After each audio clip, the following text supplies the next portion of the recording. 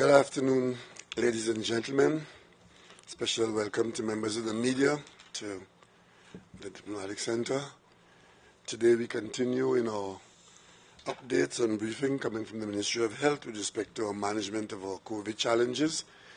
And without further ado, I'd like to ask Dr. Parasram to take us through the normal routine, followed by other members of his staff, bringing us up to date on our circumstances in COVID 2021.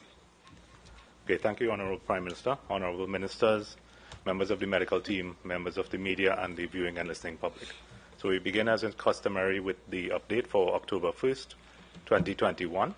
The tests done so far at the public and private facilities now stand at 353,373, reporting 194 new positives over the last 24 hours, taking our total since March 12th to present to 50,903. Total recovered patients so far 45,182. Active cases 4,232. Those in self-isolation 3,680. Patients in hospital 290. Those in step-down 68. And those in state quarantine facilities 142. Honourable Minister will go into the vaccination figures.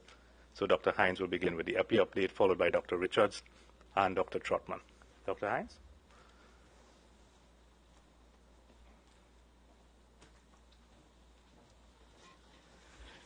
Thank you, CMO, Honourable Prime Minister, Honourable Ministers, colleagues, members of the media, members of the viewing and listening public.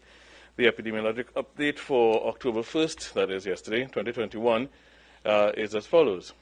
We go straight into what we refer to as the epidemic curve, and we see the continuation of the trend that we have been observing over the past 3 months.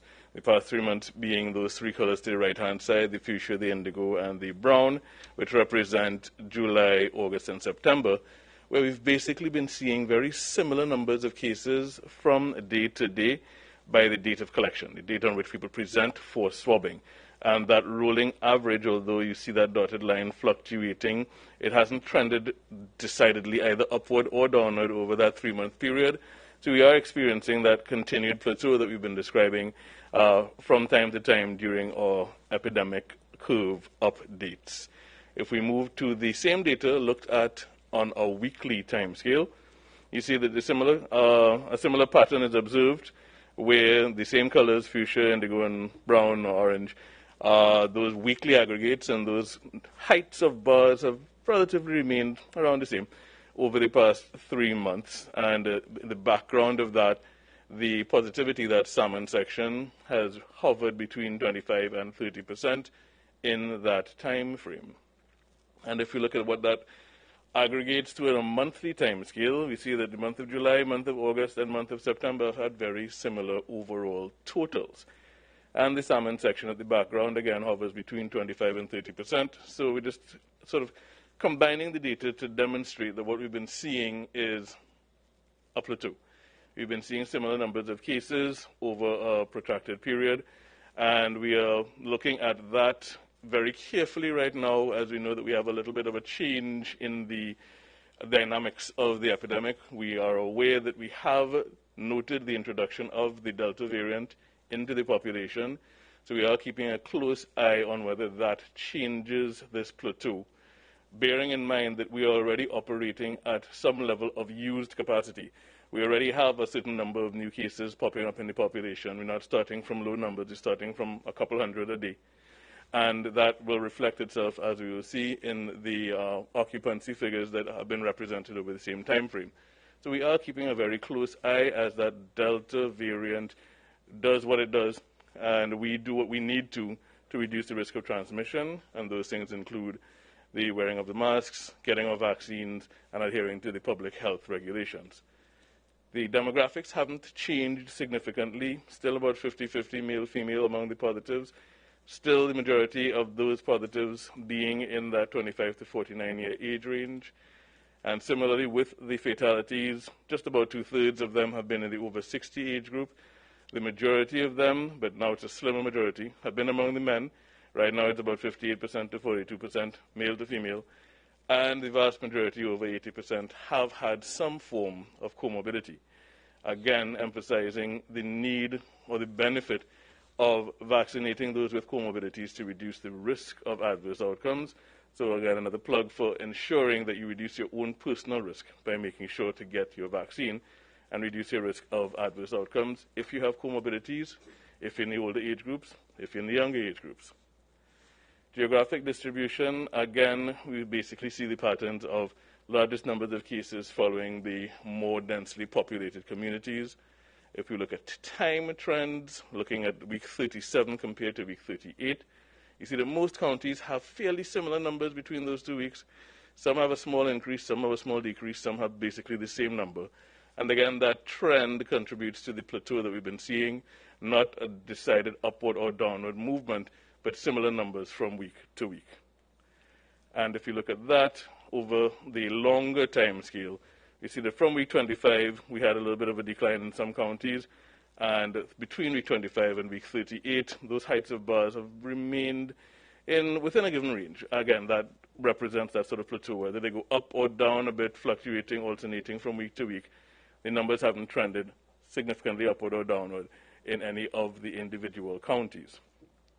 If we look at how we were expecting that this may have changed when we looked at the changes around the month of July and made a projection, we see that that red dotted line, which is the projection we made from the month of July, that line has shown a small upward divergence, that curve that shows that we're expecting an acceleration. But what we've seen instead is a fairly constant number of cases, so that instead of an upward curve, we basically have a straight line in terms of the increasing heights of those blue bars, representing our cumulative totals. So we'll take that over an increase, but a decrease would still have been preferable. So we're looking at the equilibrium between movement, virus, vaccine, and the other activities that are taking place, and noting that that delicate equilibrium remains with that constant increase over the past few months. So with that, I'm going to turn you over to Dr. Richards for the clinical update.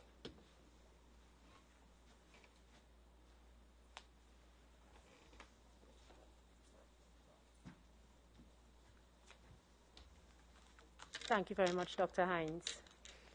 Good afternoon, Honorable Prime Minister, Honorable Ministers of Health, National Security, Energy and the Office of the Prime Minister, and the Honorable Attorney General. Good afternoon to members of the health team, members of the media. Good afternoon, Trinidad and Tobago. I'll now present an update on the parallel healthcare system as of 8 a.m. today. This graph shows the net admissions, and the gap between the admissions and discharges continues to be narrow. This has been a consistent trend since the 15th of July or so. If we were to break down the total number of net admissions per week, we would note that the net admissions, or the additional number of persons in the parallel healthcare system, was slightly less than last week. So there was a relative decrease in the number of net admissions. That trend has really been one that has fluctuated from July 15th onwards, and the decreased net admissions this week is due to an increasing number of discharges. So the admissions were roughly the same, or on average the same, but the number of discharges were increased. So there was a lesser number of additional patients within the parallel healthcare system. Now, what we've done recently is to look at the number of COVID-positive patients in the parallel healthcare system from May 15th, which was the date on which the state of emergency was called. Overall, we would notice the line in green, which shows the total number of patients in the facilities, and that's 16 facilities, including step-downs. The red line, which demonstrates the number of patients in the severely and critically ill centers, or persons in the 9 hospitals, and the yellow line demonstrating the step-down patients. There are 7 step-down facilities, and these are where the recovering patients are held. And overall, there has been a plateauing from the 15th of July. As of today, there are 331 patients in the parallel healthcare system.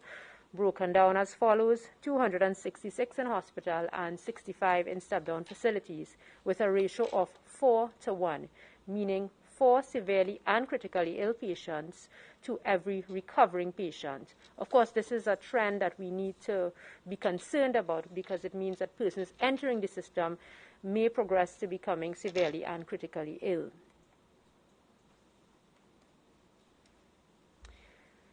This is another important graph that we would have noted as of this week. On the 15th of May, the state of emergency was called. Approximately 1 week after, on the 23rd of May, we recorded the largest number of patients in the 9 hospitals in the parallel healthcare system. That was 472, with a rolling average on that day of 537.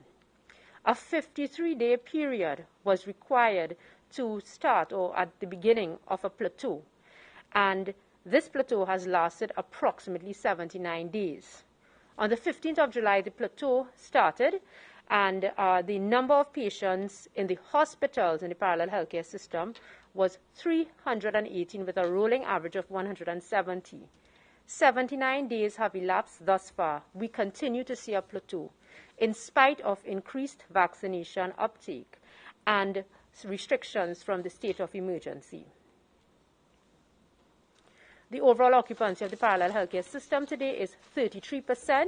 We have been under 40% since the 15th of July, Trinidad at 32% and Tobago at 38%. This graph just shows the breakdown of the occupancies between Trinidad and Tobago, plateauing in Trinidad and Tobago with a variable occupancy in Tobago since the 15th of July.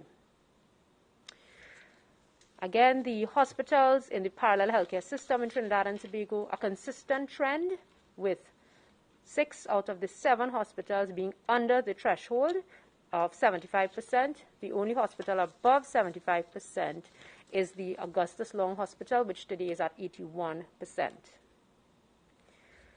This is another graph that I would like us all to pay attention to. It demonstrates the overall ward occupancy, as well as the intensive care unit and the high dependency unit occupancy. And as of today, the overall ward occupancy is at 32%. The intensive care unit occupancy is at 79%. This means that 8 out of 10 beds in intensive care units across our 9 hospitals are filled. Now, the intensive care units are the wards that require the most resources. And an intensive care unit bed is not just a bed. It requires staffing, lab investigations, ventilators, dialysis machines, in order to ensure that the patient being admitted receives the best quality of care. We looked at the intensive care unit percentages between the 15th of May, when the SOE was called, and the 14th of July, and the average intensive care unit occupancy was 83%. Now, during the plateau phase, when we've seen a lower overall occupancy, from the 15th of July to today, the intensive care unit occupancy is at 77%, which is roughly the same. It means that even though the overall numbers in the parallel healthcare system have been low, with an overall occupancy of 40% or less, the intensive care unit beds are filled. This last graph just shows the number of patients in each accident and emergency department at 8 a.m. every morning in the traditional healthcare system, and we continue to note low numbers of patients requiring transfers into the hospitals into the parallel healthcare system. Ladies and gentlemen, as I close, I would like to reiterate 2 very important points. Firstly, the intensive care unit occupancy levels continue to be high in face of increased vaccination uptakes and the state of emergency. We now have the arrival of the Delta variant, and if we are not vigilant and we do not vaccinate, there is a risk of persons not being able to access intensive care unit beds. The Ministry of Health continues to do all in its part and has been proactive in attempting to scale or to increase the number of intensive care unit beds. However, if we have more patients than we can require that require intensive care unit facilities, there may be a challenge. Thank you very much for your attention, and I now pass you back to the Prime Minister. Thank you very much. Dr. Trotman, could you join us now, please?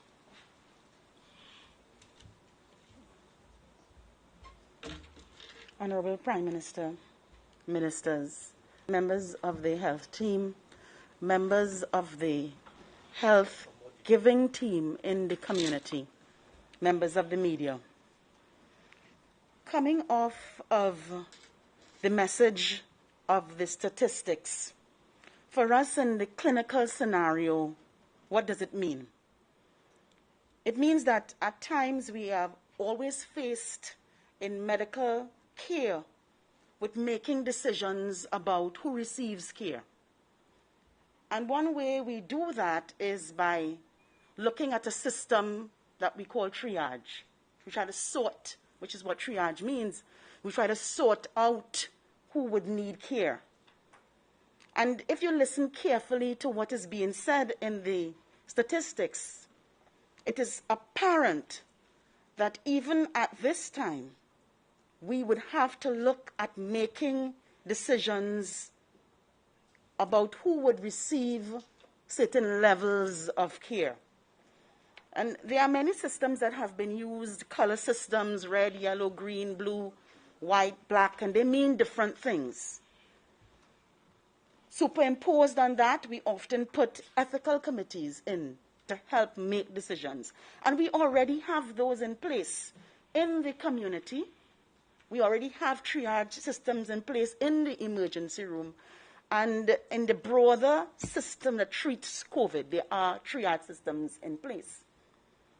So if we were to think about the fact that we got an overwhelming number of patients that we had to treat, we would have to apply this triage system and make decisions as to who could receive care. And we already know that there would be difficulty because at this time, 7 to 8 of our beds in the intensive care, where most of the patients end up, are already filled. So it means that if these numbers were to increase and we only have a couple of beds in hand, we would have to make decisions, very difficult ones, about who would receive those beds.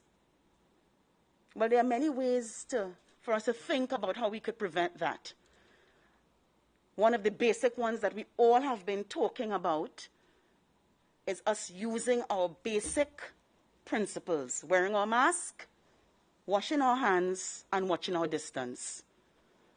And for us, from what we can see, those patients that come to us in the hospital, predominantly unvaccinated, those are the patients that are coming to the hospital. So one way to help is definitely to get vaccinated. I want to, at this time, thank all of those who are taking care of patients and understand that some of the reflection that you see in those wonderful numbers, the hard work that the healthcare team is delivering.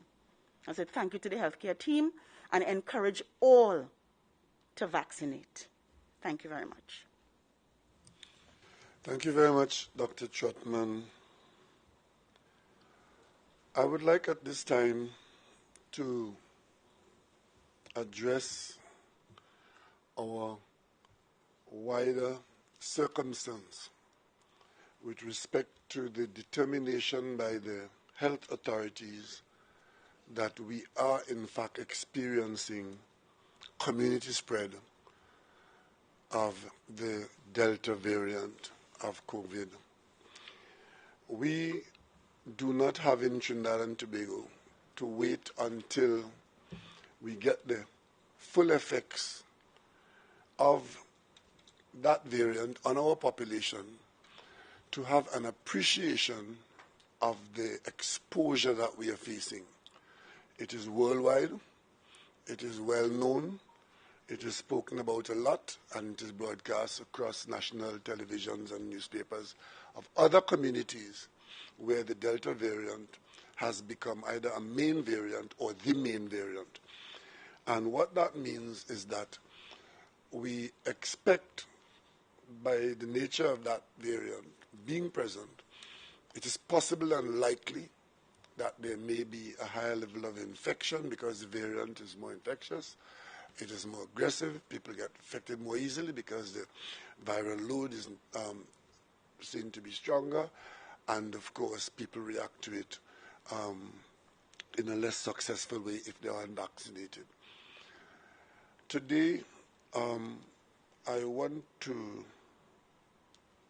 ask the Minister of Health now to tell us where we are at with our vaccination numbers. Thank you very much, Honorable Prime Minister. Good afternoon to my fellow Cabinet colleagues, Ministers of Energy, Energy Industries, Office of the Prime Minister, Honorable Attorney General, Minister of Legal Affairs, Honorable Fitzgerald Hines, Minister of National Security, CM on his team, ladies and gentlemen of the media, citizens wherever you are, good afternoon. I want to spend a little bit of time later on, not too long from now, talking about the week in review. So I'm going to go through this table very quickly. Our total first dose to date, 580,306 persons, which represents 41.5% of the population.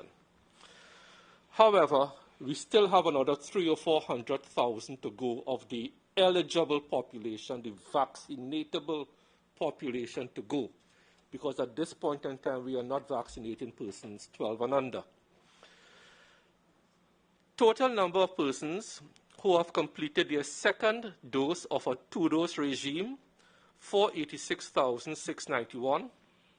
When you add to that the persons who are in the one-dose regime, the one shot and done, 19,554, you add the 486 and the 19, you get 506,000 persons, 506,245, which is 36.2% of the population.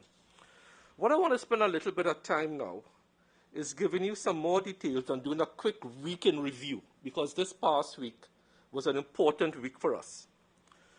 This past week, in first doses, we did 13,110. We haven't seen these types of numbers now since the middle of September. That's why I'm bringing it to your attention. When you add to that the second doses plus the one shot and done, we did 26,340. So in total for this week, between first dose, second dose, and one shot and done, we did 39,450, which was a decent week. But decent compared to last week, which was a bad week. So I'm asking the population to make use of the vaccines that are available from next week. Let's keep these numbers up or even improve on them. What is helping us is our outreach activities, where people don't necessarily have to go to a health center, necessarily have to go to a mass vac sites. We are in malls, we are in markets, we are on the Brian Lara Promenade again. When I left there around 11 o'clock, we had done about 100. So that is good. St. Joseph last week, we did 332. The point is, these outreach activities are helping us to boost the numbers and keep the numbers buoyant. I want to just advise the population again that 109 health centers are at your disposal to receive either the one shot and done or the Sinopharm vaccine, which is a two-dose vaccine. Whichever way you want to go, let's go. Get vaccinated. In addition to the 109 health centers, we have the 14 mass vac sites. We are doing these pop-ups on weekends. So this week, Monday to Friday, was a decent week as compared to last week, which was a very poor week. But let's keep it up. The children, 12 to 18, as of last night, we would have administered to the first dose 42,683, which is 47.4% of the eligible 90,000 school-age children. And those receiving their second shots, 30,278, which is 33.6% of the eligible population between 12 and 18. So let's keep it up this week. The One Shot and Done initiative seems to be catching on. For this week alone, we average about 740 a day. We have not seen that since we launched the One Shot and Done. And as I said, it's available in all your health centers. If that is your vaccine of choice, take it, one shot, and 14 days after, you're good to go. So that is where we are. That's our gross numbers. That's our weekend review. Before I close, Honorable Prime Minister, just to alert the country where the world is at. To date, globally, 6.3 billion, that's a huge number, yeah? 6.3 billion doses of vaccines have been administered. The fully vaccinated global population now stands at 2.66 billion. So that means 34.1% of the global population is vaccinated. The reason I raise this is that for the world to come out of this, every country has to do their best in their vaccination program. Thank you very much, Honorable Prime Minister. Thank you very much, Minister of Health. I want to go back to the Delta variant in the community. To make one point, we are not going to get a pass. The rest of the world, where the Delta variant became present, was propagated, they suffered some significant increases and in some cases, some calamities. I'm not saying that we are automatically going to get there. I'm saying that if we don't do the best that we can do, then there's a high possibility that we too can become a casualty, like those countries where the Delta variant swept through the population with all its consequences. We are trying very hard to avoid that. And our health staff and the support agencies, I want at this time to once again identify them to the people of Trinidad and Tobago as doing human service in a pandemic.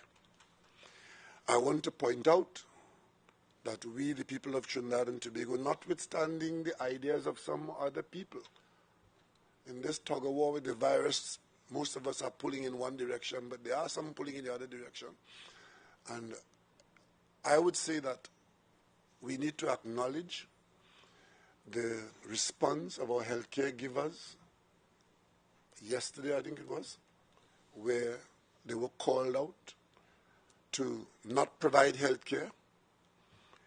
As leader of this country, I must tell you I was concerned, and I am concerned, but I was pleasantly surprised at the response of the healthcare givers in Trinidad and Tobago who stuck to their duty to those who are sick and require their attention. I want to say to that cohort of our population, our nurses and support staff, that you are in a position to bring down pain and suffering on the people of Trinidad and Tobago. By your absence from the job, you chose not to do that, and we are eternally grateful to you. Your representatives and others, your managers, have made some representation to the government on your behalf, and I give you the assurance that those matters will attract the attention of the government in the shortest possible time, and we'll address them as we are able to and what is affordable. There are some management issues which we can address in the not-too-distant future. Nothing is free. They all cost money, and we will see to what extent the population can afford to improve your circumstance. But we are particularly grateful that in the face of a call to walk off your jobs, that you stayed with the patients who need your care. That's the best that Trinidad and Tobago can expect. At an earlier time, before the Delta variant came here, or I think it was even known, because as the virus mutates, it goes through the Greek alphabet, alpha, beta, gamma, delta, and I think it's down to mu now. I made the point that with the best will in the world, there's a limited number of hospital space available to the population. There are a limited number of hospitals, a limited number of wards, a limited number of beds, and as Dr. Richards points out every week, a limited number of hospital professional staff that are required to stand and serve at the bedside. It's not just furniture. It's human involvement, the doctors and the support staff that go on the hospital. There's a limited number. So if the virus becomes so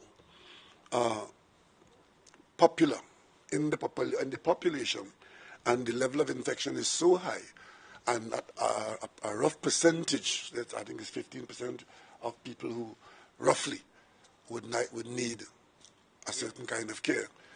So the large numbers of infected people will generate a certain number of people who require hospital care. And of course, if that care is not available, that is when we enter a calamitous situation. It is not that we are going to escape that by not paying attention. I have paid attention to many instances of people dealing with the inconveniences that are associated with decision making, especially as it affects them personally where they are located. And sometimes I am amazed at the extent of the complaint in its verbosity and its mathematics and other aspects, which does not at any point in the conversation acknowledge that we are in fact treating with a pandemic, meaning heavy infection of the population with a virus that could make many people sick and is killing very many people. Sometimes you hear the conversation and yes, it sounds good, it's reasonable, I understand your situation, but it has nothing to do with the fact that what you really are engaging without reference is the challenge of living, working, surviving with a killing virus. But the government will not lose sight of that. And that is why today I want to draw to the attention of the population what Dr. Richards has said, is that notwithstanding our best effort, notwithstanding what we have been doing in cautiously and carefully reopening the economy, we have to keep our eyes on the fact that our hospital bed space numbers, especially the ICU and the HDU, the high dependency unit, even as we are not talking about that on a daily basis and giving that on a daily basis, we have beds in the hospitals, we have equipment in the hospitals, we have staff in the hospitals who are specialists in the high dependency care and in the ICU. But most of those beds are already occupied by patients who Dr. Trotman keep telling us, as the virus kept staying with us and as new people being infected, what we've been observing is that most people are requiring longer and longer hospital stays. So when a person gets into a HDU or ICU bed, they don't come out in 3 or 4 days. Dr. Trotman can tell you how many days they stay. I think it's up to about, some people are there for 3 weeks or more. And that means that the equipment that we have in Trinidad and Tobago for that purpose, much of it is already in use. We might be able to add a bit more, only a bit more, under certain circumstances, but it is not an open-ended arrangement. So now that we are one of those countries with the Delta variant in the population, our next concern has to be, how is it treating with us? How are we responding to it? And what is the infrastructure in place to treat with an outbreak? That's where we're at. So let us not for 1 minute believe that because we have been in this for a long time, we have gotten away from it. And that God is a Trini, and we're going to just be able to cope with it just like magic. No. We have to cope with sick people by providing them with the care they need, which is hospital care, if they require that, and the support staff, and of course, the ICU beds, and all that go with that. That's where we're at right now. We're in a different position now than we were 2 months ago or even a month ago, because as we are told that people who did not travel, who are reporting as having been found to be carrying the Delta virus. Remember, the numbers you're hearing, that's not all of it. Not everybody who comes down with COVID is tested, right, in such a way to determine whether they are, in fact, carrying that strain of the virus. The sampling that goes on there, those numbers you hear are just from that sampling, right? But maybe if you check every single person, you may find that the numbers are larger. But the fact that they picked it up in the community out there means that it's out there. And we have to pay attention, because this is the most dangerous stage that we would have been in, because this variant is more aggressive than the original version of the Lambda version or other ones that existed. So that's where we are now. And it's against that background of hospital care availability where we have to pay attention to two things. One is the capacity to provide healthcare so that the healthcare system does not collapse. If we are overwhelmed by the large number of people coming to the hospital at any one time for that care, that overwhelming could, as it has done in other countries, result in a collapse of the system. We have to try to avoid that at all costs. And that is why we have to pay attention to the infection levels to keep it down. And when I look at the national geographical distribution of the numbers, the absolute numbers, if Dr. Hines puts up his bar chart there for a moment, could you put that bar chart, the one with all the main bar chart, which shows the geographical areas?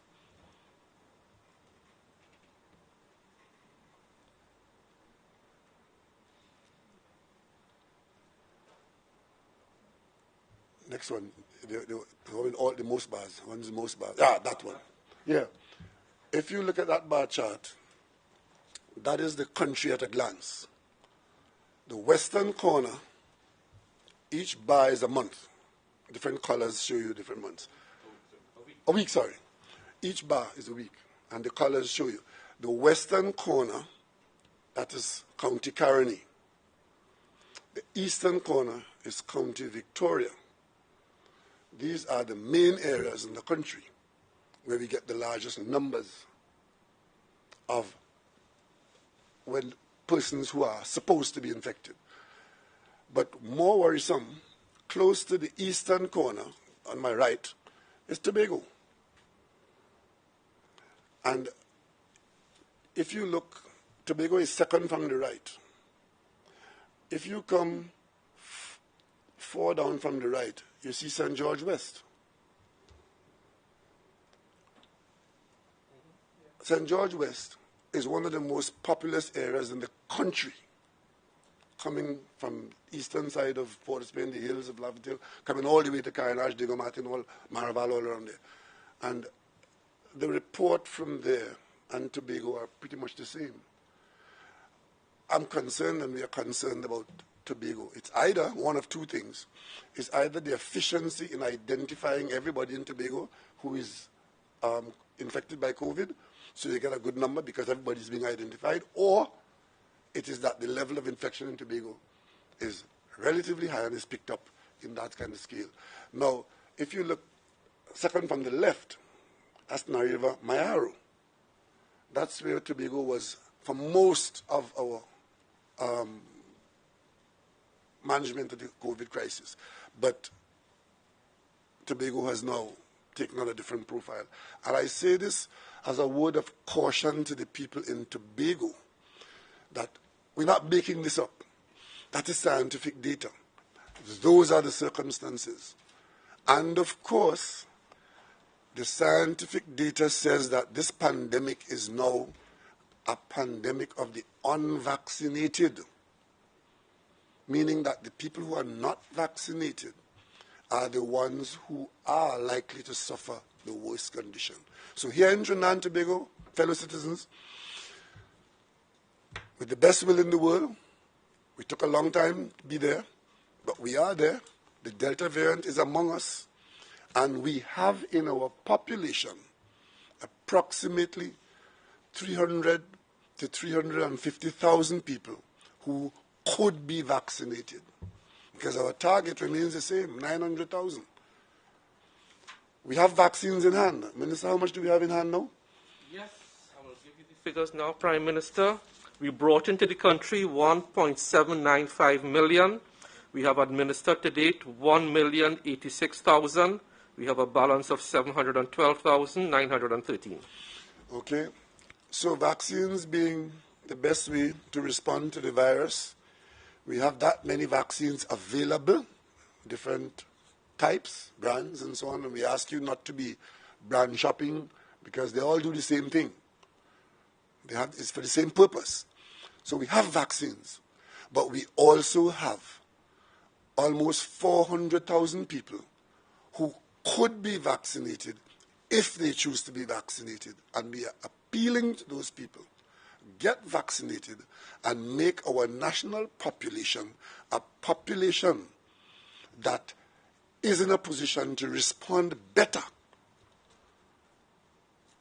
for the fact that we are vaccinated. And as people get infected, they won't require that level of hospital care. They will stay out of the IC units and they will stay out of the HD units. And the death rate would fall among persons who have been infected. That is as much as I could say. That's what the science tells us. That's what the medical practice tells us. I know there are other considerations, and I'm not here ignoring the fact, as some people have to deal with, that there are some people in the population, a certain percentage, who, even if they want to be vaccinated, they have constraints and cannot be vaccinated. Those persons, we take that on board, and of course, wherever the requirement for vaccines are, for vaccinated persons to be operating, provision is made for the CMO office, the district medical office, to provide those persons with the exemptions that they need to identify them and therefore allow them not to be treated as unvaccinated by choice. So, as per the plans that we've been following, we did say that on the 4th of October, our schools will be open to forms 4, 5, and 6.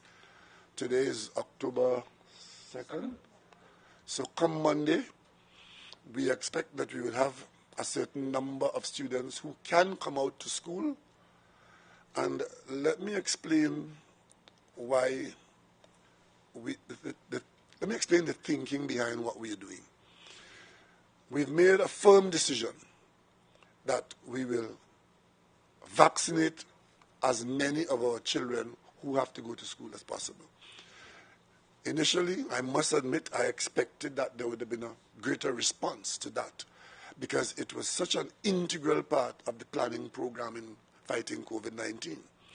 And I was so concerned, and the country is so concerned about the fact that our children have been home for so long, being deprived of that period of their life where schooling is, in fact, the sanction for the development.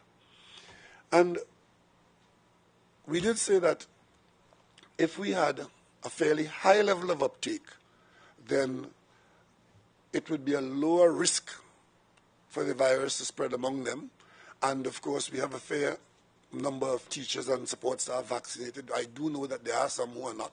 But that being so, we put that in the context of where the children live and operate outside the school environment.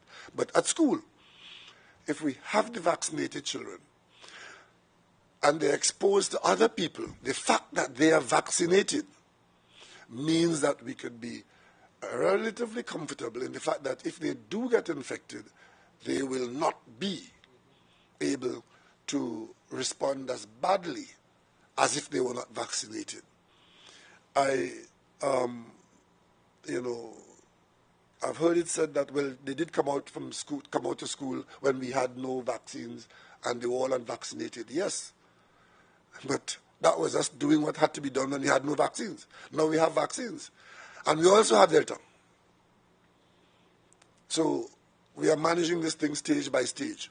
And the stage that we are at now is that come Monday, all the children who are vaccinated, we expect that they will turn up at school, and we expect that the teachers will be there to teach them. And those who are not in a position to take part in the vaccinated program at school at this time, I hope some of them or most of them will join us later on, but in the meantime, an alternative would be available. And we'll try to make sure that that alternative is useful. I would not at this time engage the other discussions around it, except to say that there's a program in this country and we're going step by step. So the other aspect of our policy and program is that we in Trinidad and Tobago, we have been guided all along by WHO sanction. We are using Pfizer vaccine on our children now because it has been approved by WHO for children 12 and over, 12 to 18 age group over. We do know that in the same circumstance that caused the qualification of the Pfizer vaccine for children 12 and over, approaches have been made with good results being shown in the scientific circles for treatment of children 5 and over. And once that approval is sanctioned by the WHO, the government of Trinidad and Tobago will, as we've done before, accept such a sanction, such an authorization as useful. And once there is a vaccine that is available for this infection and it is sanctioned by the WHO, the government of Trinidad and Tobago will make efforts to get that vaccine for our children, and such a vaccine will be added to the list of vaccines for children which we have grown up with, because it is the same response. So let's get that clear from now. It's not going to be any, we're not going to be putting any man on the moon with that. If it is not approved by WHO, we will not use it.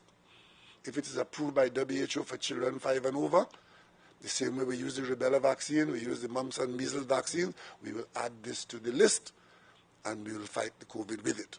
So all those who are into conspiracy theories and all those who have an issue with the vaccine because you didn't like the weather in which it came to us and so on, the government policy is very clear.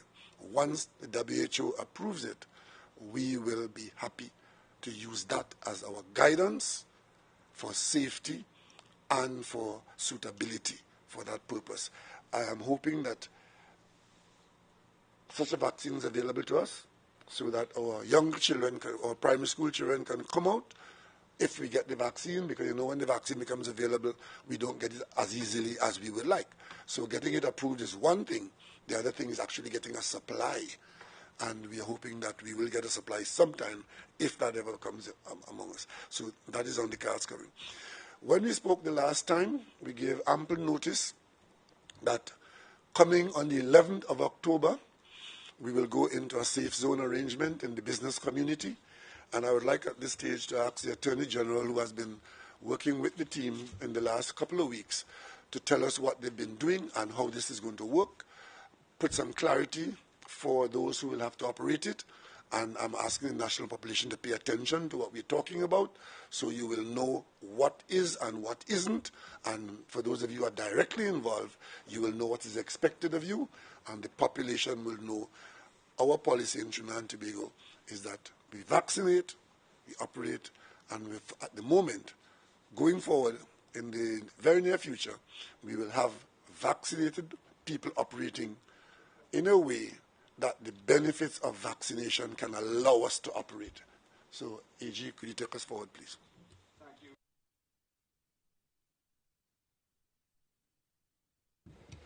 Thank you, Honorable Prime Minister, my colleagues, the Minister of Health, the Minister of Energy, Minister of National Security, the Chief Medical Officer and team. Good afternoon to you, ladies and gentlemen of the media, and to the listening public. In keeping with the signals and statements that we made on the previous occasions that the Honourable Prime Minister made, giving notice of two events. One, the reopening of schools to vaccinated children on the 4th of October, which is Monday coming. And then secondly, the opening of the concept of safe zones for certain authorized businesses on the 11th of October, which is 9 days from now, we have been in the course of doing a number of things. First of all, we considered all of the legal ramifications surrounding the implementation of laws. We took advice from eminent counsel. We considered it in the subcommittee of cabinet, and we will, of course, take our regulations and laws through the cabinet.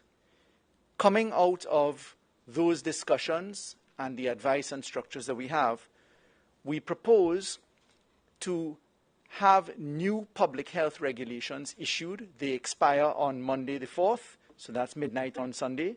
And as is usual, the public health regulations will be issued this weekend in replacement of those that expire on the 4th.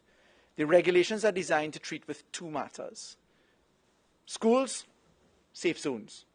And therefore, we have proposed, with respect to schools, to bring into the public health regulations the requirement that students in forms 4 to 6, and obviously the age equivalent in other schools to that, for instance, in private schools that have the terminology that doesn't use a form, if they have a grade, etc., that the age equivalent will apply, that vaccinated students would be allowed the opportunity to return to classes. We have, in those regulations, of course, calculated alongside it now the safe zones. And permit me to tell you what a safe zone is. The safe zones that we're going for are restaurants, bars, common gaming house, betting pool, or office license under the Gaming and Betting Act, a cinema or theatre license under the Cinematographic Act, private members club license under the Registration of Clubs Act, a theatre under the Theatres and Dance Halls Act. Notice, not a dance hall, so no discotheques. Gyms and fitness studios and water parks. These are the businesses that are going to be described as safe zones. In constructing that law, we are putting an obligation upon the owner or operator to ensure that all employees are vaccinated. For employees to present at work, they are to be vaccinated. There is an exception, however, as you must have exceptions in the law, and what we are going to provide is that the employees have the benefit of something called a medical exemption certificate or a medical deferral certificate. And if I could just explain what those two are, the medical exemption certificate is intended to be a certificate where a medical officer, not a medical practitioner, a medical officer is to be found in the public service under the operation of the chief medical officer. So at every health clinic in each of the districts, we will have medical officers. So the public sector medical officers are permitted by the authority of the chief medical officer to issue two types of certificates: a medical exemption certificate or a medical deferral certificate. A medical exemption certificate certifies that the holder of that certificate is unable, for specified medical reasons, to be vaccinated. And a medical deferral certificate certifies that the holder of the certificate is unable, for a number of reasons, for a specific period to be vaccinated. And what are those reasons? For instance, pregnancy or breastfeeding, immunocompromised individuals, persons who have received COVID-19 antibodies, i.e. people who have just been recently infected, and for any other reason that the chief medical officer may specify. Why? Because, as you know, the World Health Organization issues releases from time to time, and the chief medical officer will then treat with those positions.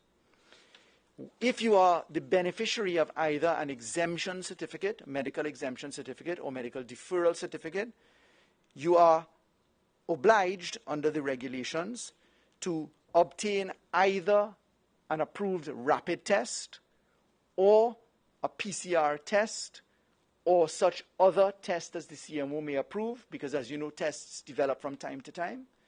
And you are to present yourself with those certificates with a negative PCR or negative rapid test every 14 days. And those are to be kept on record and to be kept on file. So let me summarize that position. All employees will be permitted the opportunity to be presented at work if they are vaccinated. If they are not vaccinated, they can come to work. If they have a medical exemption certificate or a medical deferral certificate, those certificates are issued by the medical officers, not medical practitioners in private practice. This is the public healthcare system medical officers, which operate under the chief medical officer. We are also then on the safe zone side saying that all patrons must be vaccinated, and they must attend with proof of vaccination and a form of identification, and they will be permitted entry. We are also at the cusp of finalizing if there are further exemptions. The legal team will sit and work out the further exemptions that may need to be applied on that. There's certain policy positions that we will scrub over the next 24 hours. But importantly, it is material to note that we are prescribing certain fines and penalties if you are in breach of these laws. So, the fine and penalty in the safe zone structure has two sides of the equation. Number one, you have the side of the equation which is the employer. Number two, you have the side of the equation which is the patron. In that context, we are saying if at any point in time an inspection is carried out by the relevant people with authority to do that at a safe zone operator, and you find people in the premises who are unvaccinated and in breach of the requirements that we set up, there will be a fixed penalty that is presented. You can challenge it. That fixed penalty is going to be at $25,000. If you look at the patron side, and you are somebody who somehow finds yourself inside of the premises and you are unvaccinated and in breach, you're facing a penalty of $5,000 by fixed penalty. If either end of that equation, the employer or operator or the patron, produces a fraudulent document, then we are going to put that as an offense, which is a summary offense, if you willingly and knowingly present a fraudulent document. And in producing that particular point, we are prescribing a summary offense. The sum we will come up with, we will just finalize as we double check that, but it's going to be significantly higher because it's a fraudulent document than the fixed penalty notices.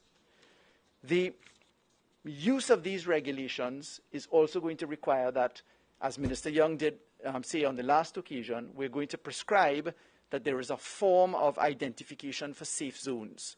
That form is a poster, a conspicuous notice to be put at the premises, conspicuously displayed, which will say you are a safe zone, what the terms and conditions are, reminding you that you must mask wear. It's in the regulations. You must observe the public health regulations. The occupancy of safe zones will be at 50%, and you have to comply with the guidelines of the Ministry of Health in this arrangement. We are, in this construct, also calculating, as the Honourable Prime Minister mentioned a little while ago, when we get to the public health and WHO recommendation for children, it is material to note that we are already calculating amendments to the Public Health, Nursery and Primary Schools Immunization Act.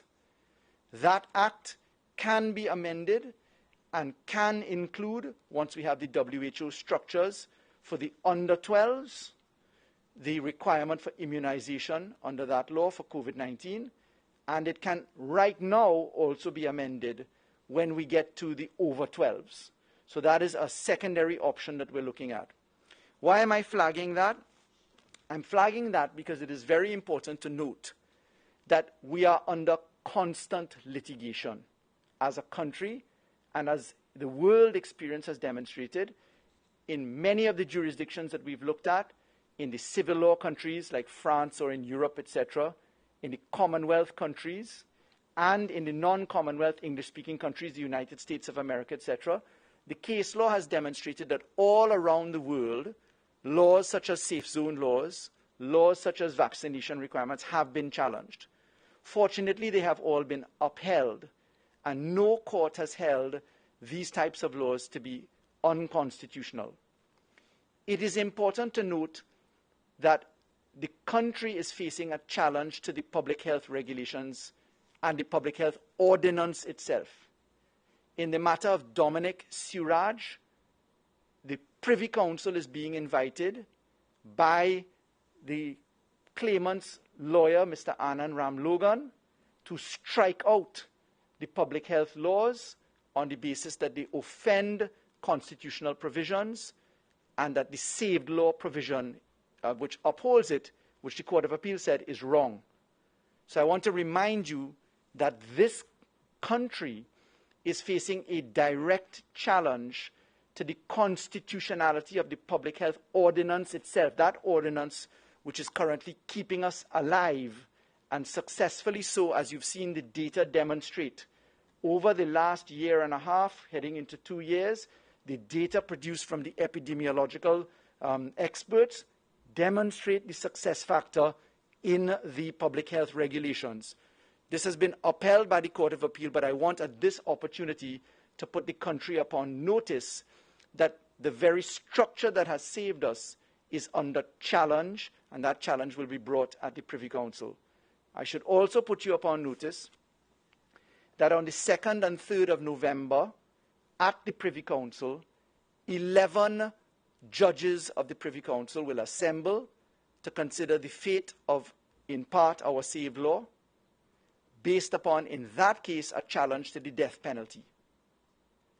So as soon as the 2nd and 3rd of November, 11 members of the Privy Council, you will obviously understand that that is a very unusual number of judges, right, are going to consider whether the law set down in the case of Matthews, as it's called, Matthews upheld the death penalty for the fact that it was saved law under the Constitution. Our Republican and Independence Constitution saved certain laws, like the Public Health Ordinance, etc. So we are very soon in this country going to have a decision from the Privy Council that affects a number of our laws. And in the case of Ram Logan's attack on the Public Health Ordinance, I'm putting the country upon notice that these are not regular times as laws are being challenged. Prime Minister, is there any other matter you think you'd like me to address on that? I won't raise anything, but I'm sure the media may have a question or two for you on it, so stand by. Thank you, Prime Minister. Okay, I gather that you would have observed that we do have some serious business to pay attention to and to respond to, both with COVID and without it. I want to mention, in the same way that we have gone about giving notice as to how we are progressing in going back to some sense of normalcy and living with the virus in all its manifestations, that today I want to say that we are on the Monday 4th, which is next Monday. Some school children will come out, some, our older school children.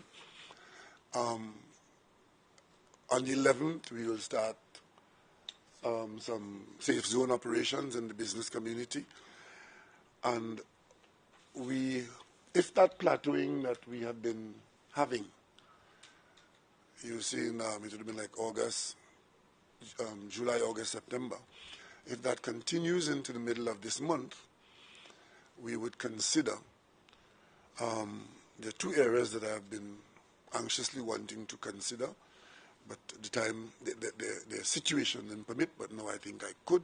The government would want to look at the reopening of beaches and also the resumption of certain sporting activities. So after the next 14 days, we will address those two issues.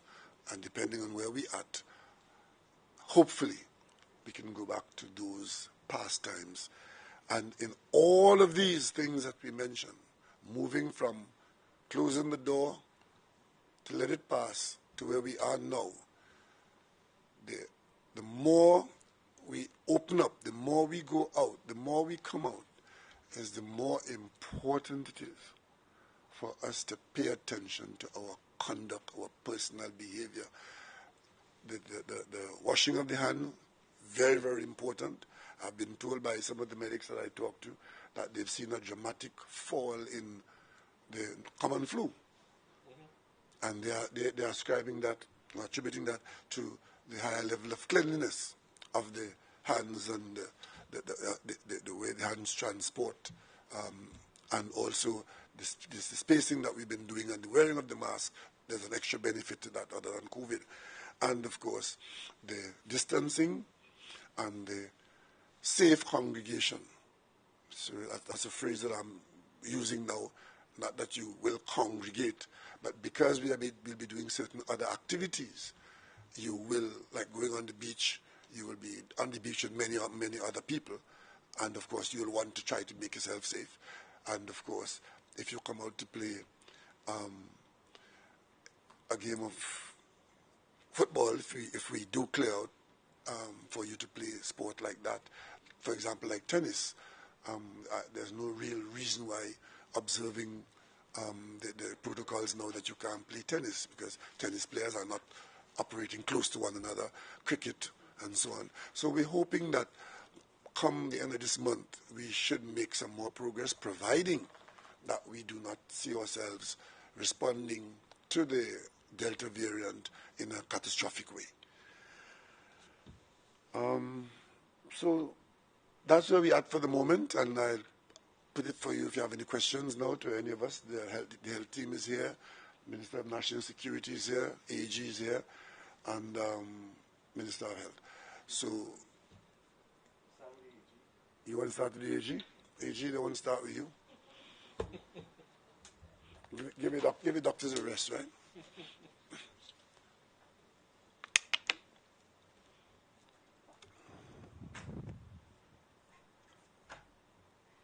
Good afternoon again.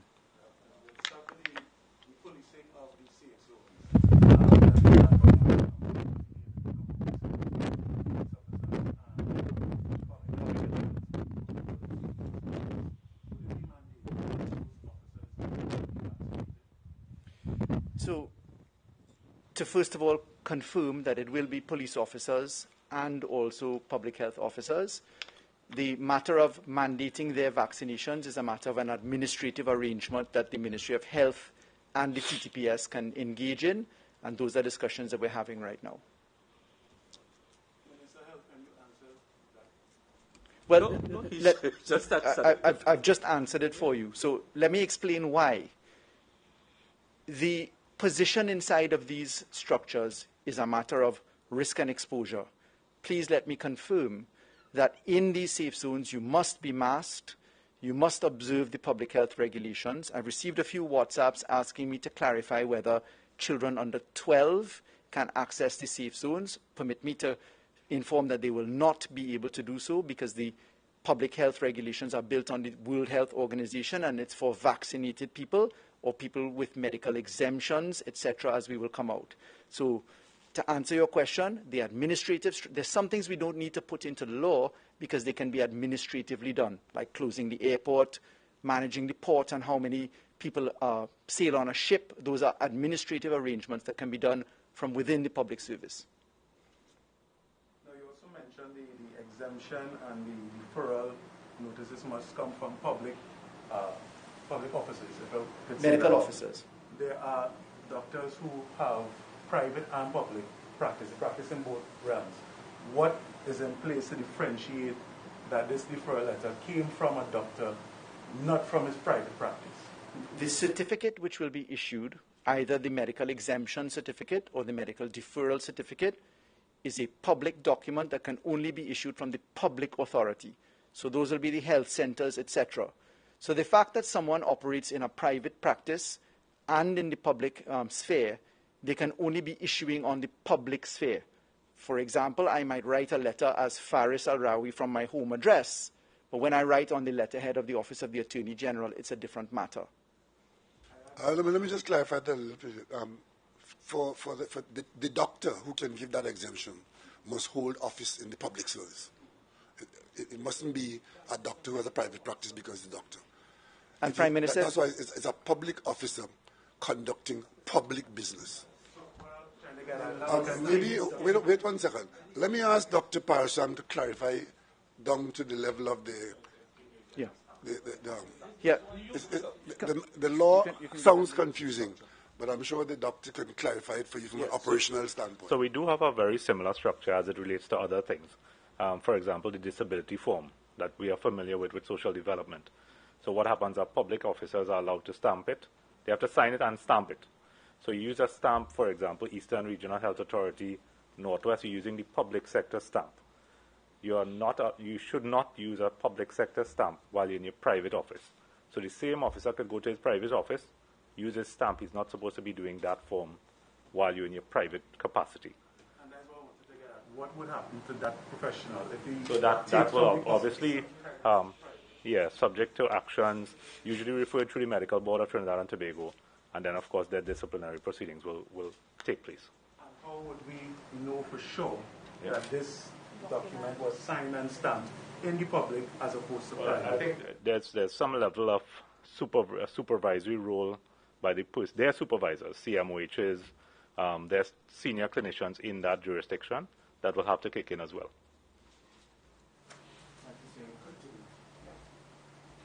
Thank you, CMO, for that. So the point is that medical officer is actually defined in the Public Health Ordinance. The Public Health Ordinance defines the Chief Medical Officer, the Minister of Health, etc. So these are defined terms at law, and the safeguards for that flow, including disciplinary action, because there are regulations that are in the law, in the public law, that treat with disciplinary action, etc. Of course, the regulations provide for fraud. If there are fraudulent activities, the regulations specifically treat with that. Sticking with the exemption and the deferral just a little bit longer, this is my last question to you. How would you respond to people saying that the person who's given the exemption or the deferral is being punished because they have to submit, along with the deferral and the exemption, negative PCR tests every 14 days? And second to that, if you go to the public offices to get a PCR test, you get automatic, I think it's 14 days sick leave. Eventually your vacation, your paternity, or your leave would be used up. Is the government looking at introducing pandemic leave for those who don't want to pay or can't afford to pay to have privately done PCR tests? So they go to the public officials and then they will be given 14 days sick leave. So fortunately, we're not reinventing the wheel. These very issues have been discussed and determined in many courts: Guyana, Barbados, Jamaica, in the Caribbean, to name a few, in the Cayman Islands, etc., and then across the globe, right down to the European Court of Human Rights, to the French civil courts, and to the Court of Appeal. All of these have been traversed and dealt with in black and white. In coming to the podium today to speak to these matters, we took careful advice from a global perspective of what the law says everywhere and what it has been upheld. Now let's answer your question specifically. Your first question is the allegation that this is a punishment for people. The point is, the greatest punishment that we can suffer is that 8 out of 10 ICU beds are filled right now. When you get to 10, Dr. Trotman introduced a word today that I'd like everybody to walk away with. It's called triage. Dr. Trotman spoke to it. Triage means you're going to decide which patient gets treatment. In other words, then, that's an ethical system that has existed for 40 years where you decide who lives and who dies. So the greater punishment, which is what the courts have upheld, is the fact that people will die and your society will collapse. So what we have to do is to do a proportionality balance. And the proportionality here is you have 1.9 million vaccines available from start to finish to the population. Medical exemptions are being offered. And around the world, if you listen to the philosophy, after you have become in a herd immunity category, things begin to change. So this is a constantly moving equation which has been addressed in multiple jurisdictions. So I don't suggest that it is a punishment. It is to save lives at this point. But this is specifically for those who already got exemptions and deferrals. So there is some medical reason why they can't be vaccinated. So then why subject them to 2 weeks PCR test at their own cost? Because the science says that the risk is to be monitored. So you have to now determine whether you are infected or not. And they are going into a safe zone. So if you look at it this way, where there's a suspicion of infection, people are put on quarantine, contact tracing happens, people stay in for 7 days, for 14 days, for 21 days. This is how we've been living with this. There are approximately 5,000 people that are currently carrying the virus and are under monitoring. So because you're going into a safe zone, where the rules of engagement are, listen, this bubble is safe, both as to the people you're meeting there as employees and the people who are entering, that's what it is. The point that you need to remember is the amount of time you're going to spend. Let's picture a gym. In a gym, you're in physical contact, you're in close quarters, you're spending a significant amount of time. It's very different from a grocery, where you're going in and out with 50% capacity or monitored positions, with hand sanitization, with less contact ability. So there's a material difference between the concept of a safe zone and also the concept of other places. So we are starting with safe zones. Reintroduction of pandemic. No, he didn't answer the part two, with the pandemic leave. Right. So that issue of leave has also been addressed. In fact, I will be taking certain steps to clarify that from an industrial relations point of view, because the law is extremely clear on that, and the issue of leave is a situation that is already measured. It's actually before the courts right now. Yeah. Yes, Prime Minister Sanolala, TDT News. I'm not sure if the AG could answer. Restaurants and bars, although they will be allowed to dine in, there's been a question from restaurants whether it will be a hybrid system, whether unvaccinated people would be able to still be able to take away their service. Yes, of course. The takeaway functions still, the curbside pickup, the takeaway functions, those are in operation already. Most restaurants allow you to do curbside pickup. It's fully in effect as we speak. So the answer is yes.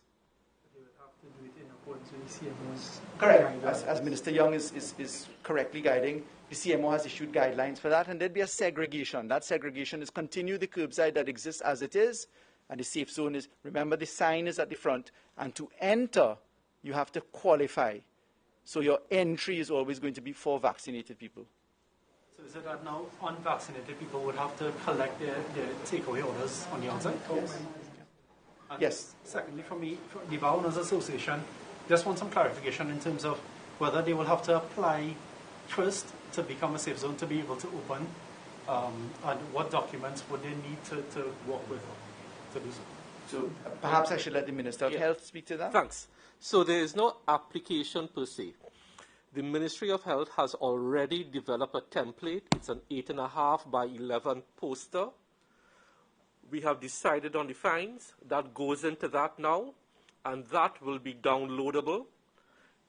Once you display that, you are basically agreeing that you're a safe zone, and you are agreeing to everything, including the fines. So there's no application coming in, right?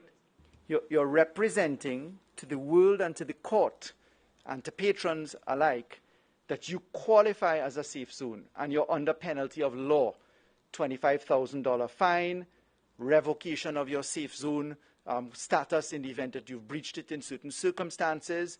Those persons who enter also have fines and penalties. If there's fraud, significant fines and penalties. So the administration of the system can work on that basis. If you are caught out, there are consequences. No, Annalisa. Sorry, please, sorry. Excuse me. The mask. I blame it on the mask. Good afternoon, Prime Minister. Annalisa. I have some non-COVID related questions. I was just letting my colleagues get those Well, COVID related questions okay. outside. We don't have the whole day. It's now almost 4 So o'clock. let me- So let's finish the COVID questions first.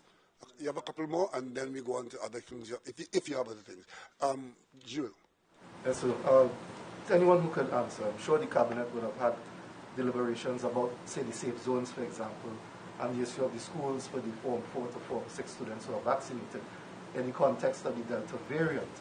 How much of a concern was that? In other words, was at any point did the Cabinet look at, say, delaying these actions, or you're confident that it would be able to operate despite the Delta variant and community spread?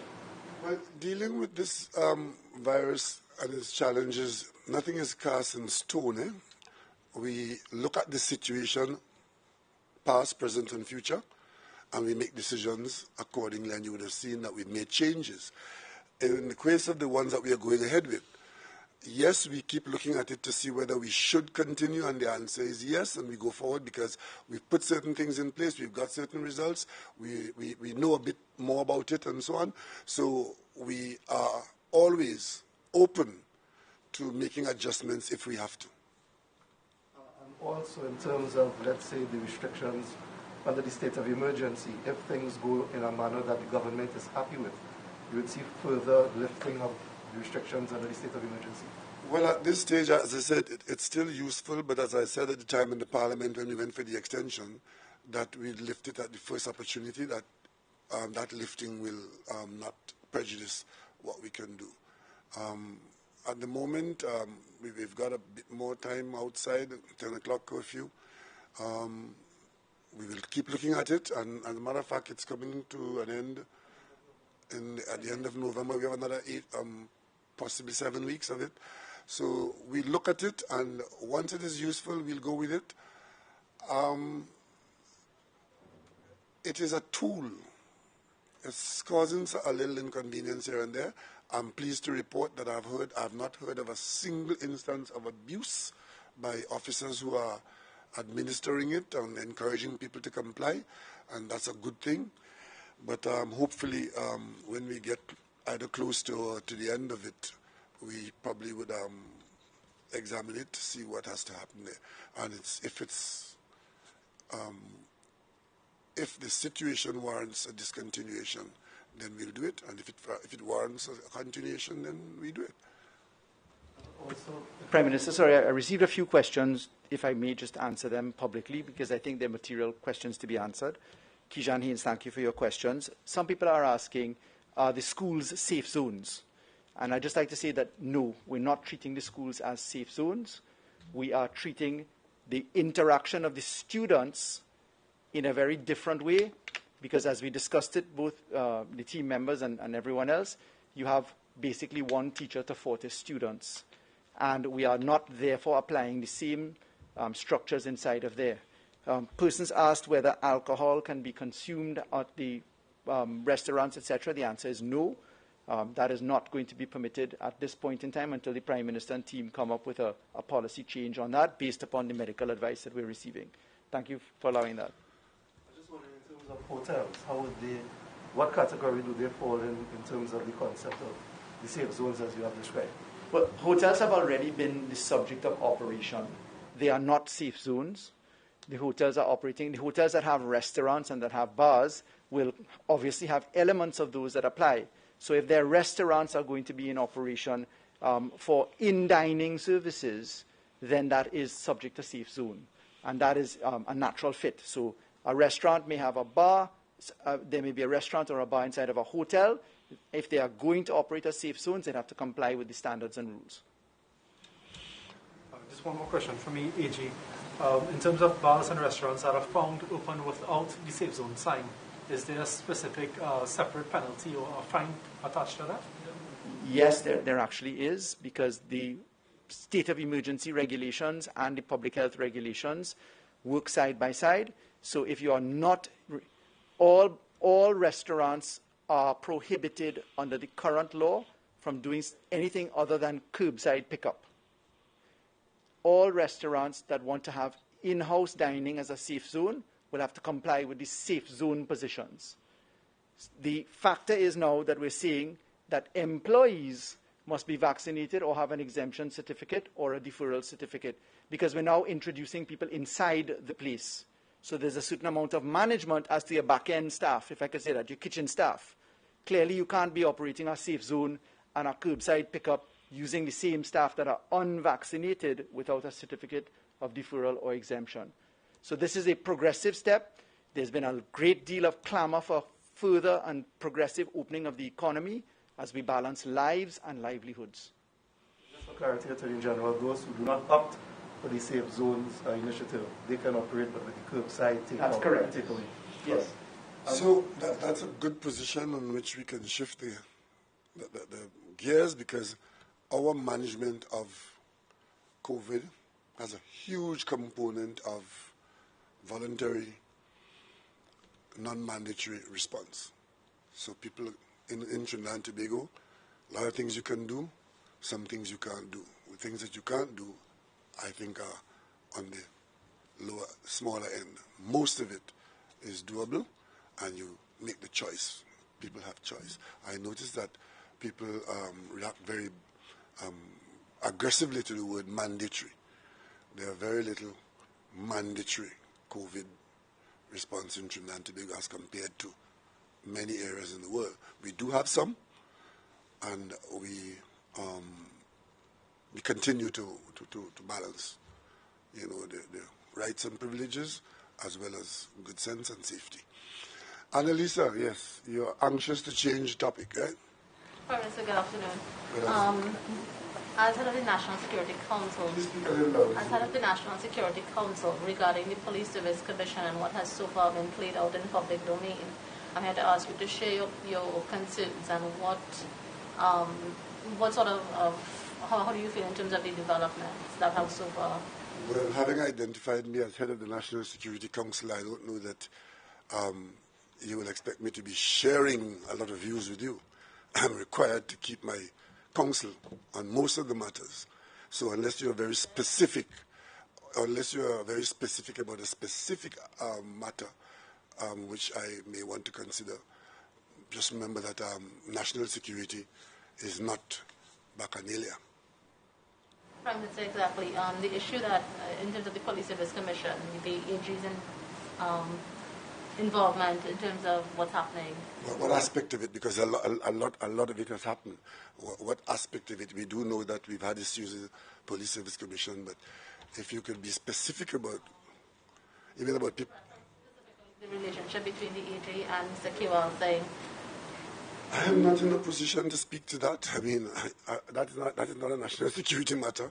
I do not know that the relationship between the Attorney General and hundreds of lawyers in the country have not been the issue for discussion at National Security Council. So I couldn't respond to that. You may want to talk to the AG about that or Mr. Kiwal Singh about that. But as chairman of the National Security Council, I have had no input involving those two names at National Security Council. Prime Minister, have you met with the opposition leader, the president, to discuss possible nominees for the PSC? That is not a requirement of my job, sir. What the requirement is that the president will consult with the opposition leader and will consult with the Prime Minister as she considers nationals to fill the slots that are there. There is no requirement to meet and treat with the issues. Each office holder has a responsibility in a consultative process, but it's not a group meeting. Have you all consulted on that issue as yet? I have not been approached by the president with any name as yet. Just from a standpoint of, for those who may not understand, from the parliamentary perspective, the budget will be read on Monday. The debate will begin how many days after. Let's say if in that period of time a name is put forward for nomination for post on the Police Service Commission, does the Parliament have any way of dealing with that, with the budget taking place, or it has to wait until after the budget? Well, Parliament regulates its own business, right? But we do have some protocols that we've been following. And if what you're asking me is whether we'll treat with nominees, the budget is read on Monday, and then we'll due back on Friday, is it? The response to the budget on Friday. I don't expect that Parliament will be called between Monday and Friday for that purpose. And then the debate goes on. I don't know. You see, because in the budget, specific days are set out specifically for the debate. And I don't know that we could use or we'd want to use any of that budget debate time to do other matters, because the debate has to be closed by the following Thursday. So I think the days that are set out for the debate, we will want to keep those to treat with the budget. I want to say something, though, because I've seen a lot of people, I don't want to say overreacting, but responding to the fact that there isn't a commission and there isn't a police commissioner. Understand that the police service is a place that, it's a paramilitary organization that has rank and responsibility. What is absent now is a police service commission. And I'm sure that members of the commission are now discovering how important and how loved they were. So now that they're not there, they're missed. There is a deputy commissioner in place with all the authority of the commissioner.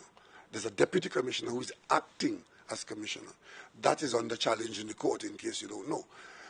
And even if that challenge succeeds, the rest of the police service is intact, functioning as normal because of the rank situation. The sergeant is still the sergeant, the inspector is still the inspector, the senior superintendent is still the superintendent. What is absent is the commissioner and those specific commissioner things. For example, there's nobody there who will be able to do the transfers that the commissioner may want to do, or sign FULs that the commissioner alone can do. Other than that, the police service is functioning and waiting for the filling of that vacancy. And we as a country, we are waiting for the replacement of those people who have left the Police Service Commission. And I don't think that we should get overly excited about that. I've seen all kinds of things being spoken and all kinds of constitutional crisis. There's none. There's no constitutional crisis about that. We've had some serious difficulty, and as I said before, I see it being worked out very smoothly, very clearly. We are at the point now where the Service Commission has been emptied by resignation of persons who were there. Of course, there were those who were calling for it and those who were demanding it and those who were... But the bottom line is there have been resignations and the commission... So there are vacancies that to be filled now. And I'm sure that Her Excellency is giving it a priority. And what's going to happen? The President will make... The President, I hope, will find people who are willing to serve on the commission, because that's a big problem, you know. And it's not just what you just heard there in the last couple of weeks. The biggest obstacle in the way of finding people to serve in those positions is the Integrity Commission. You may not know that. You approach people to serve in those positions, and one of the biggest obstacles in getting citizens who qualify are getting citizens who are willing. And they're not willing because they do not wish to get involved in the trauma and the inconvenience of the Integrity Commission requirements and whatever. So I am hoping that Her Excellency will find citizens who are qualified and willing, and I'm sure that there are people in the country who would want to provide public service. And once Her Excellency gets those names, and I think they are specific to certain skills, it's not every Tom, Dick, and Harry. There are certain skills that the people have to have and be willing to serve. So some work has to go into it. And once Her Excellency is happy that she's found people, she will then consult with the Office of the Prime Minister, with the Office of the Opposition Leader, and then once she's happy with that consultation, the names go to the Parliament, and then the Parliament will treat with them as you have seen me treated with them. Nothing to burn down the country over. So you say it's nothing to burn down the country over, but the acting appointment of the DCP ends on October the 15th. And the question of whether or not, October 15th it ends, and the question of whether or not Gary Griffith was legitimately appointed as acting commissioner is now before the courts. The judge has given an undertaking that she will deliver that on the 14th. Provided that it's not in favor of Griffith, I suspect there will be a challenge for that. That leaves the police service without a leader from the 16th of October. That is not true. I just told you there is a deputy commissioner of police properly appointed and is in post. And if on that day the issue surrounding the acting commissioner is extended as you have just described, the police service will just be run by the deputy commissioner of police, who is now acting as commissioner of police. That's what's going to happen. Prime Minister. And there's no need for the country to get capsized over that, because every superintendent will still be superintending. Correct. Every sergeant will still be sergeanting. Every constable will still be constabling. And the top of the police service in this situation will be the highest ranked officer in post, would be the deputy commissioner of police, who is there, who is now acting as commissioner, and his acting appointment is being challenged in the court. That's right, you're correct. But if it comes to that, there's nothing to lose your life over.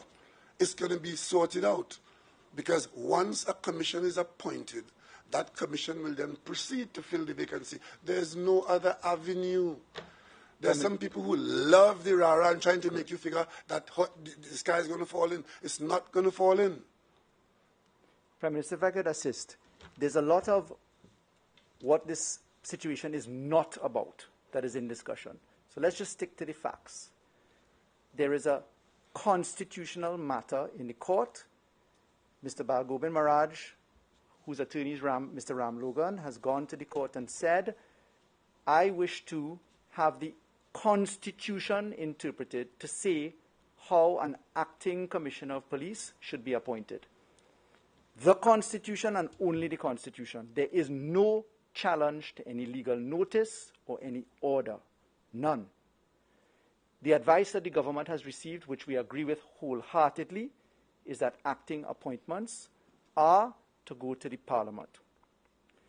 The President of the Republic has requested, by way of direction in writing, that the acting appointment of a DCP who acts as a Commissioner of Police, as Stephen Williams has acted, as many have acted, Her Excellency the President, who the Office of the Attorney General represents, has asked for that to be put before the court, and we have.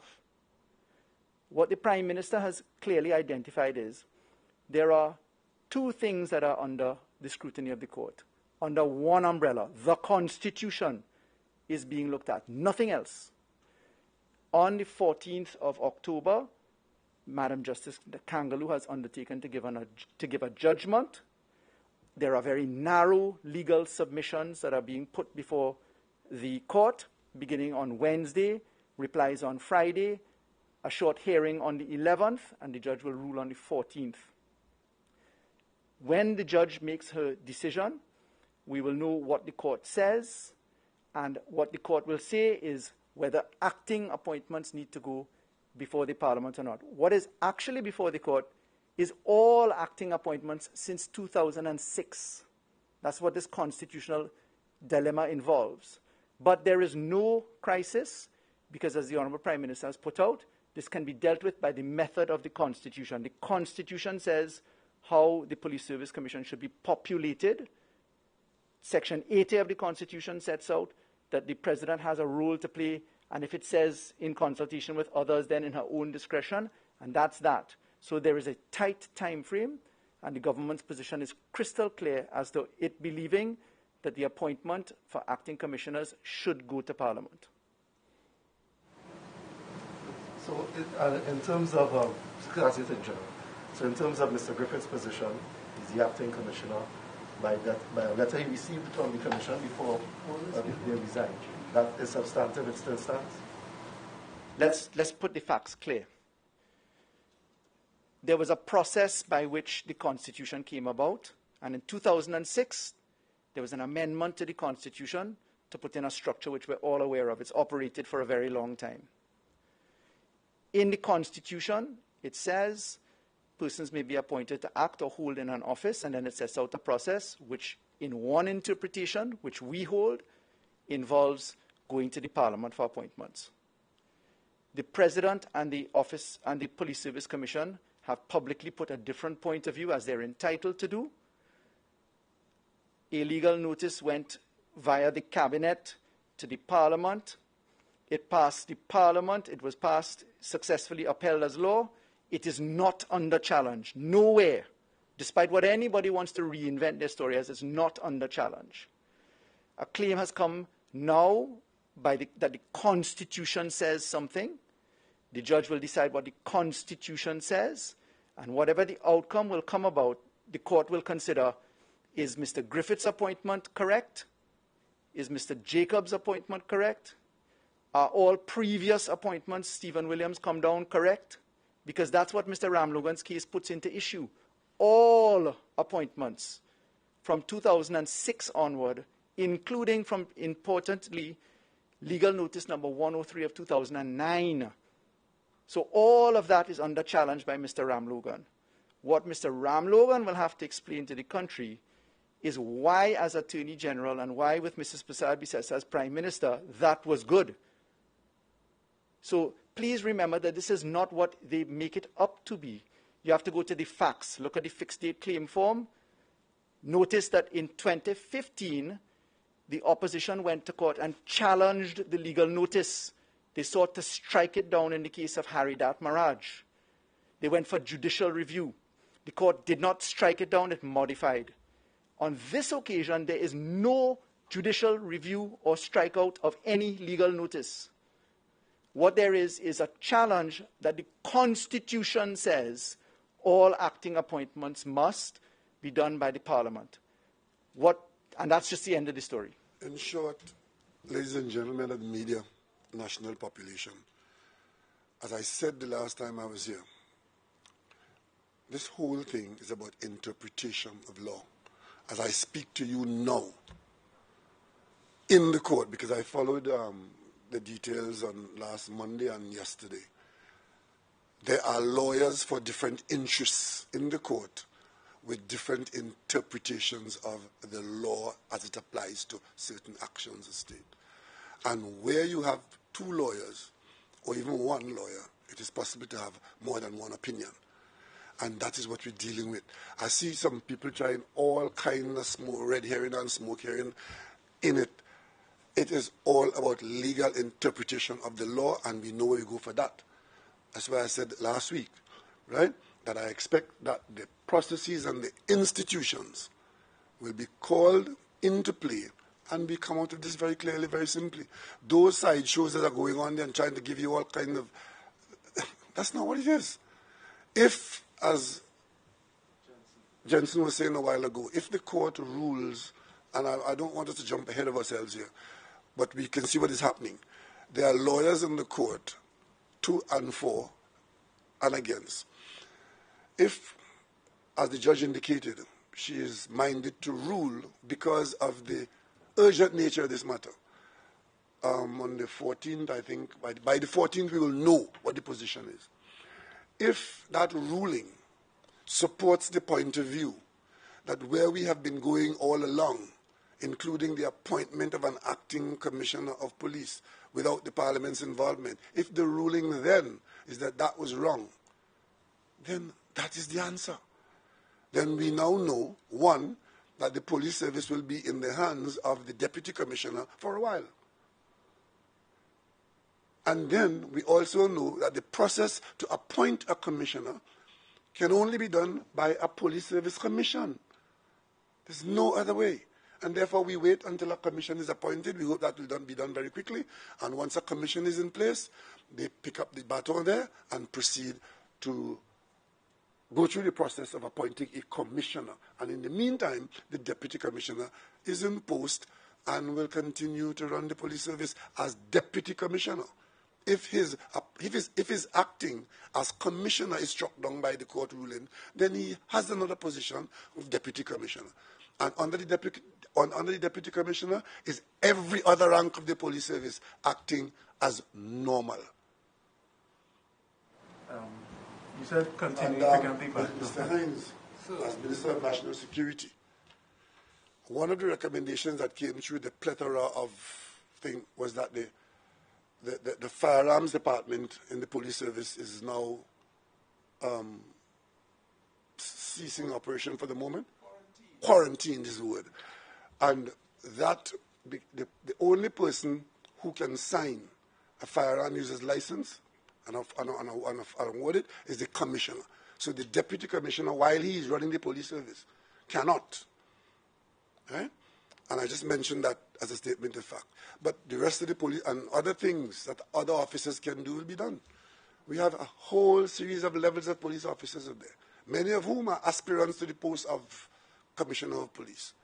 So let's not get carried away, especially by the sprinkling of red herrings around by dirty hands. Prime Minister or AG, anybody can answer this one.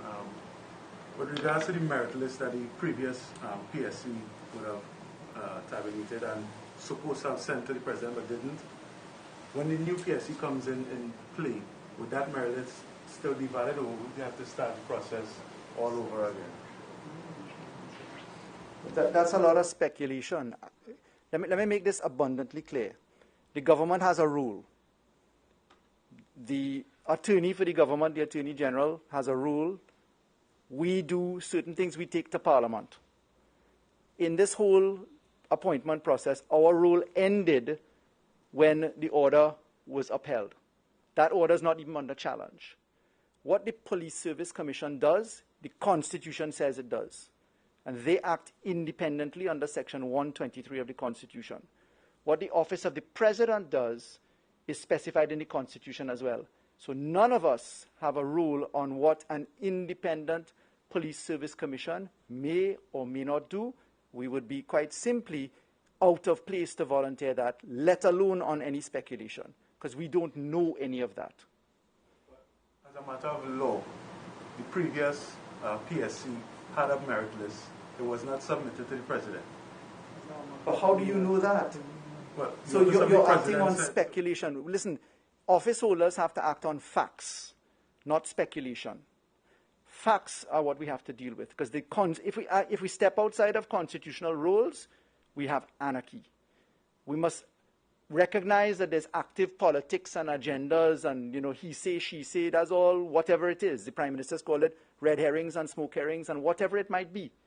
The point is, the Constitution is absolutely clear in Section 123 that the Police Service Commission acts of its own accord, and that has been upheld by our courts as well. In the Haridat Maraj case, the independence of the Police Service Commission was again a reminder to this country. So the judgment by Madam Justice Kangaloo on the 14th is going to speak to what the Constitution says. I must say that I'm slightly disappointed that my friends in the media have not been clear as to what the facts are. You have to go to the documents. The facts are the Constitution is being asked to be interpreted, and that's what the judge will do. Nothing else is under challenge.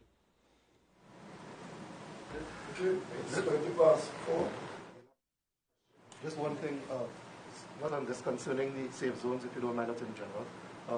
You were very clear on the issue of the exemptions for employees in the safe zones, but those who are patrons or people going to establishments. If you did say it and I missed it, I apologize, but in terms of persons who want to go to safe zones but have reasons for exemptions, would they qualify for that as well? So we're dealing with that now. As I had alluded to it, there are just one or two small issues that we will clarify between now and the publication. One of them is the exemption aspects for safe zones. For instance, whether we apply a PCR negative test at the door with a medical exemption. So we will work that out. Remember, we have to act in a proportionate way. Let me say, schools are not safe zones. They're being dealt with under a different regime. The safe zones are being dealt with separately. What we will be sure to have is the regulations in circulation as they are required before the 4th of October, which is Monday. Thank you very much. Thank you.